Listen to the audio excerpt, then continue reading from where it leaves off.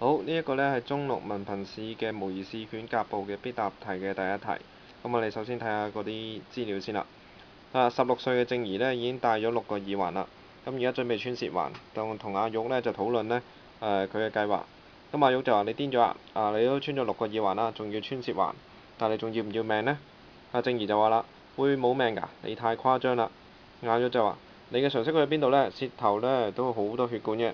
佢被刺傷咗之後呢，仲俾一件金屬呢就撐住，會唔會長得好啊？咁阿靜怡就話啦：我嘅耳朵亦都係咁穿嘅，都冇咩問題啦。咁阿玉就話：口腔內嘅細菌呢，就比耳朵上嘅細菌呢多好多嘅。有一個少女呢，就穿咗呢一個舌環，傷口嚴重感染，舌頭腫脹，唔能夠講嘢。後來呢，感染呢就蔓延到胃部，引起潰爛化膿，留院1個星期先至救返命。咁好啦，靜怡又話啦：哇，咁恐怖㗎！佢運氣真係差，我不至於咁樣啩。而且呢個係我男朋友嘅要求，我別無選擇。呢個特別嘅重點，我哋 highlight 咗佢先啦。咁阿玉就話啦：你細心諗諗，男朋友要咁樣嘅要求重要啊，定係自己嘅條命重要呢？佢咁中意人哋穿舌環嘅話呢，就叫佢自己穿咯。咁阿靜怡就話啦：佢已經穿咗啦，佢仲話穿咗舌環之後呢，就覺得好型，亦都突出咗佢野性嘅一面。而且佢仲健康如常。佢仲話啦：如果我要配得上佢嘅話呢，就一定要穿一個。如果唔係嘅話呢，就其他女仔呢都會乘虛而入㗎啦。好啦，我哋睇翻條問題問咩先啦。阿玉就話：阿玉舉出咗邊啲事例呢嚟支持佢對舌環嘅立場呢？試舉出一項。好啦，我哋睇翻之前啦。咁阿玉呢就講過呢，就話你嘅常識去邊度啊？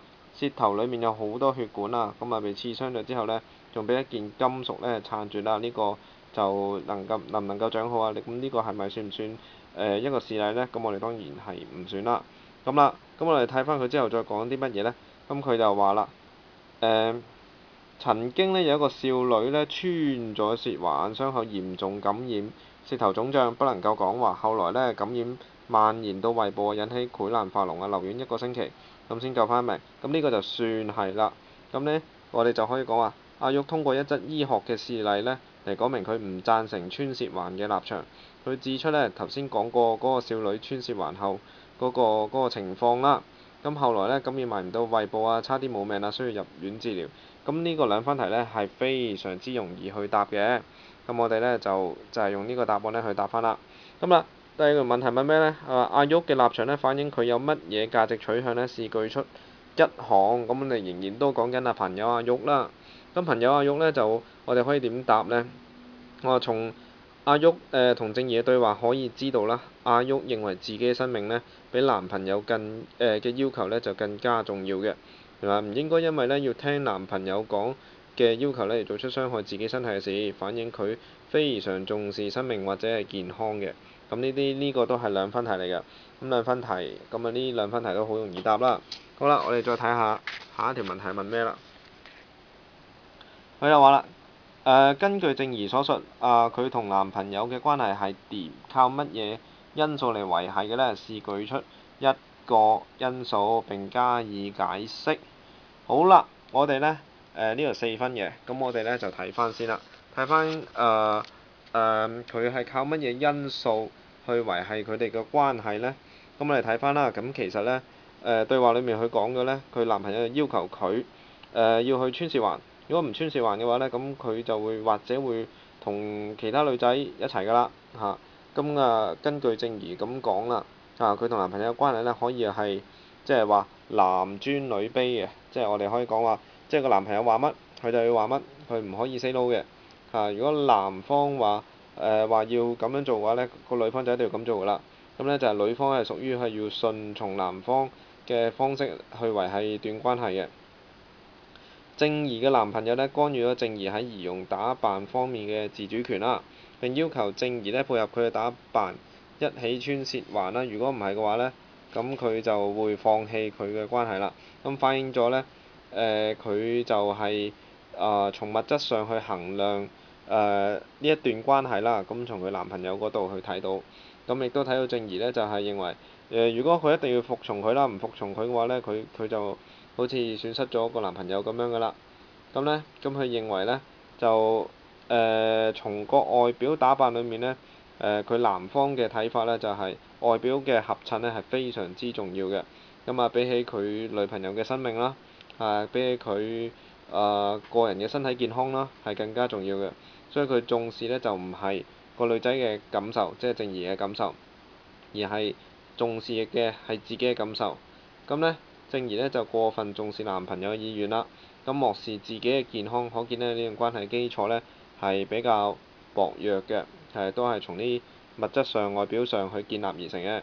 咁呢四分題呢，其實唔難答嘅，只要我哋答得合理啦，咁啊都識得運用翻即係資料題佢所講嘅話，要穿舌環啊，唔穿舌環嘅話，就個男仔就會同其他女仔一齊啊，咁同埋個女仔亦都冇去分析清楚啦，自己都係根據男方嘅要求，男方話要穿舌環，咁佢就穿咯，咁佢唔識得用一種男女朋友互相尊重嘅關係嘅方式去建立關係嘅。咁呢一個我哋睇得到呢，就答得到落去呢條問題啦。咁其實就好簡單，就攞到呢四分題㗎啦。好啦，跟住呢，最後一題問咩呢？佢話有家長組織關心青少年嘅健康，提出立法規管穿舌環。邊啲青少年但係有啲青少年呢，就認為呢立法會限制佢哋嘅自由嘅。你同唔同意家長組織認為是青少年嘅觀點呢？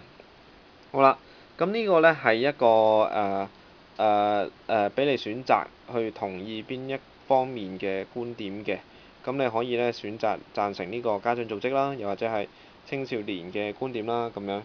咁變相咗你答得合理嘅話呢，其實呢10分題呢，其實呢都可以攞到㗎啦。咁如果你話答我同意青少年嘅觀點啦，咁我舉一個例啦。如果你答同意青少年嘅觀點，咁你呢就話其實家長組織呢，咁你當然啦，你唔可以一面去倒就係話家長組織又或者青少年嘅觀點就係是但一方係唔好嘅。咁因為呢，其實立法呢都係為咗幫助呢個青少年呢去改善佢自己嗰個身心健康個情況嘅啫。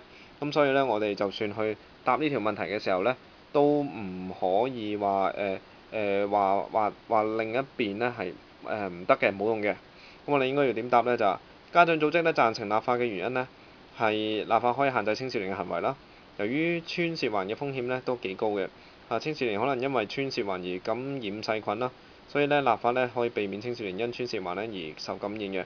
咁呢就變相咗可以保障佢哋健康啦。但係青少年反對呢，就係因為佢要穿舌環係個人自由為理由啦，佢哋應該有嘅人權啦，父母都係唔應該干涉嘅。咁其實呢，你咁樣將兩個嘅意願呢，我哋講咗出嚟先，兩方面嗰個立場呢，可以講咗出嚟先。咁好啦，然後點解你會贊成邊一方面會較可取呢？因為兩方面其實嗰個觀點呢，我哋都有有斟酌嘅地方喺度嘅。家長家長組織都係為咗青少年好，咁而青少年都係為咗自己人權而去爭取嘅，都係正確嘅。咁我哋睇翻啦，青少年嘅觀點呢，如果較可取嘅話，你應該點樣答呢？因為任何人呢，我哋都有權選擇自己嘅生活啦。而穿舌環呢係青少年個人嘅選擇，咁應該呢，就唔應該呢，就去干預嘅。咁我哋根據我哋可以攞啲條例去講啦，根據基本法去規定啦。咁我哋係有人身自由嘅。咁我哋不得無理或者非法去侵擾嘅。咁我哋可以引述基本法嘅一啲嘅條例去答翻啦。咁此外啦，咁呢，如果立法規管呢，亦都會衍生一啲問題嘅。譬如話，你立法規管呢，其實係禁止咗佢喺香港裡面去穿舌環嘅啫。咁其實呢，青少年呢，佢如果佢要穿舌環嘅話呢，咁佢可以翻內地去穿舌環啦。咁如果佢冒險翻去內地穿舌環嘅話呢，其實個危險性會更加大。